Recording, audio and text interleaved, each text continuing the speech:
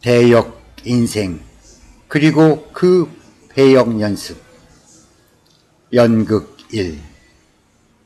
간단한 오디션을 통과하여 연극의 첫문을 통과할 때는 배우가 되고 싶어서도 아니고 연출가가 되고 싶어서도 아니었다. 그냥 막연히 새로운 것에 대한 도전이었던 것 같다. 하지만 첫 번째 워크숍에서의 엄숙한 분위기 속에 이루어지는 선배들의 질문과 거친 몽둥이 세례는 예술이라는 것이 극단적 상황 속에서 나오는 감정을 표현해 내야 하는 새로운 세계를 맛보게 되었다.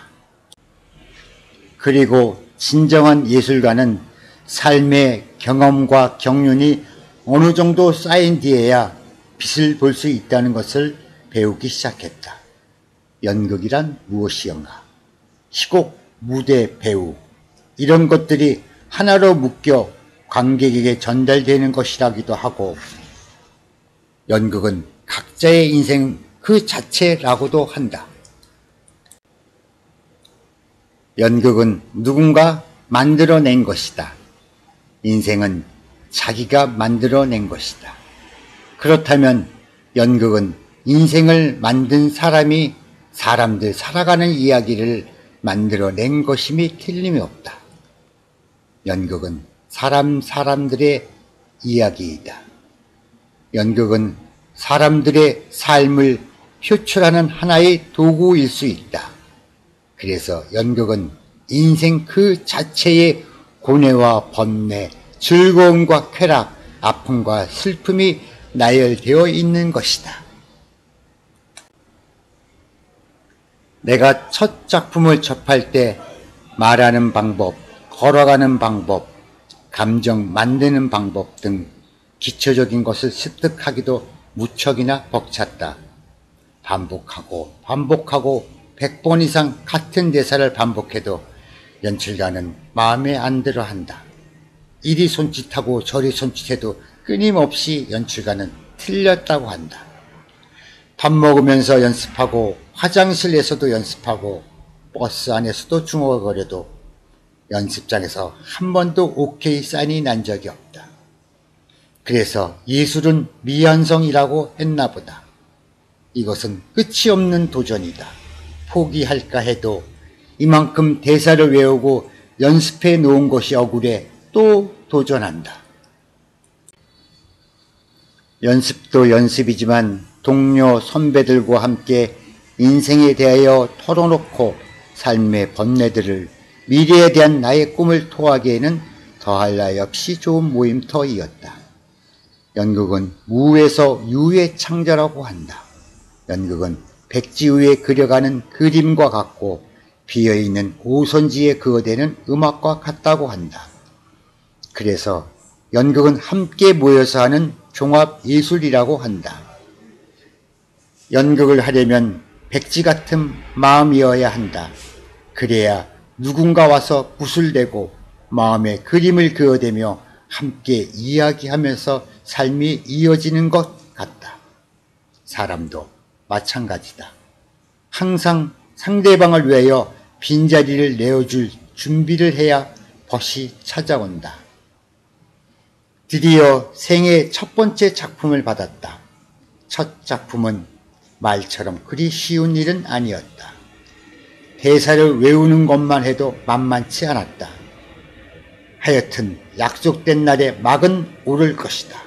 준비됐든 부족하든 40여일 계속되는 강행군을 끝내고 드디어 내일은 사람을 모아놓고 정해진 시각에 조명을 켜고 음향을 틀고 대본 그대로 각자 맡은 역할을 연출가 마음에 들게 무대 위에서 털어놓아야 한다. 긴장, 또 긴장은 계속 이어졌다.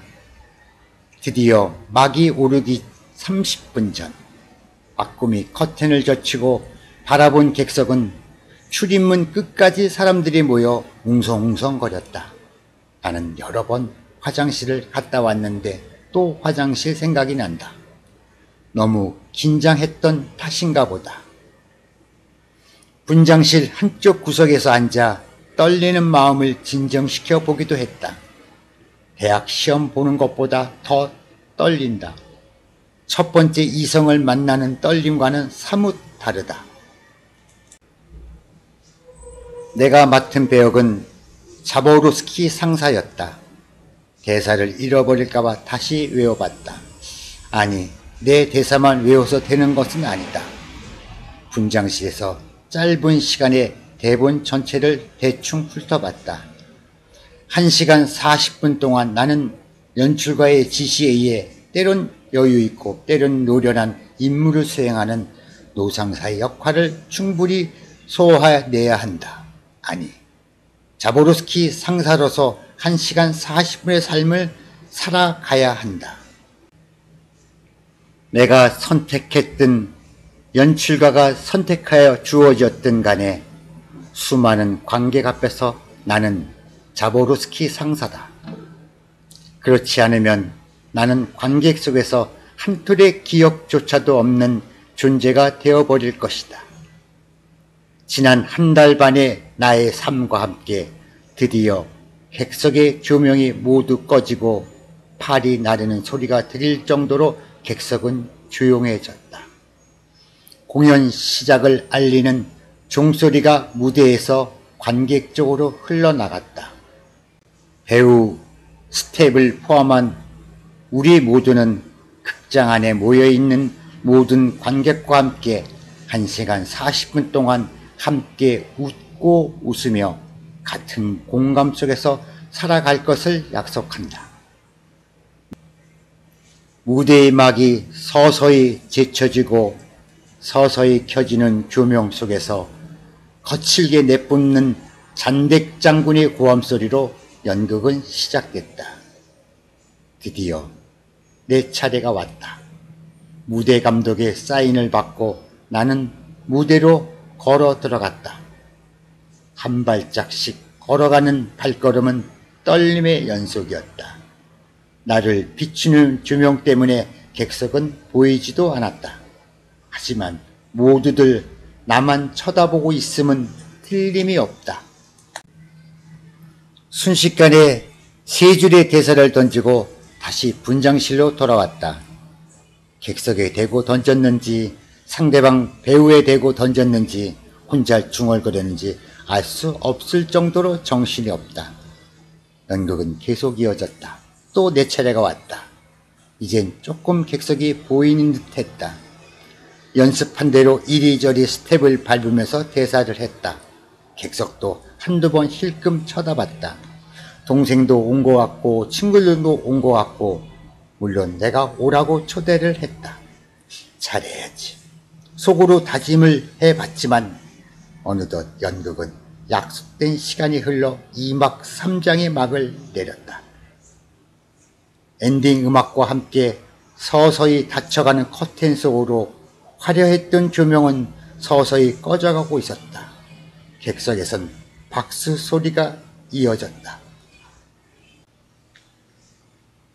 다시 객석의 불이 켜지고 무대가 환해졌다. 커튼골이다. 한 사람씩 다시 무대로 나아가 관객의 박수를 받았다. 나도 나아가 박수를 받았다. 동생이 사온 꽃다발도 받았다. 잘했든 못했든 연극은 끝났고 객석은 다시 하나 둘씩 빠져나가기 시작했다. 다시 분장실로 들어갔다. 짙게 바른 자보로스키 상사의 얼굴을 지우기 시작했다. 나는 이제 자보로스키 상사가 아니었다. 분장을 지우고 다시 무대 위에 올라와 봤다. 객석에는 우리를 보고 환호했던 사람들은 모두 떠나고 이곳저곳 늘어진 휴지 조각만 창문 틈속으로 흘러들어오는 밤바람에 흐느적 소리내어 울고 있었다. 연습도 공연도 끝나고 나와 함께 했던 관객들도 모두 내 곁을 떠났다. 나는 무엇 때문에 기나긴 한 달 반의 훈련 속에서 여기까지 왔나.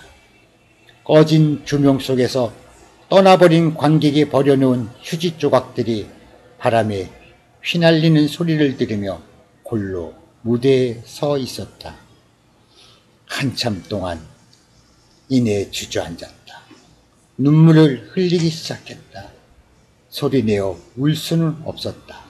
그 허전함을 달랠 수 있는 것은 아무것도 없었다.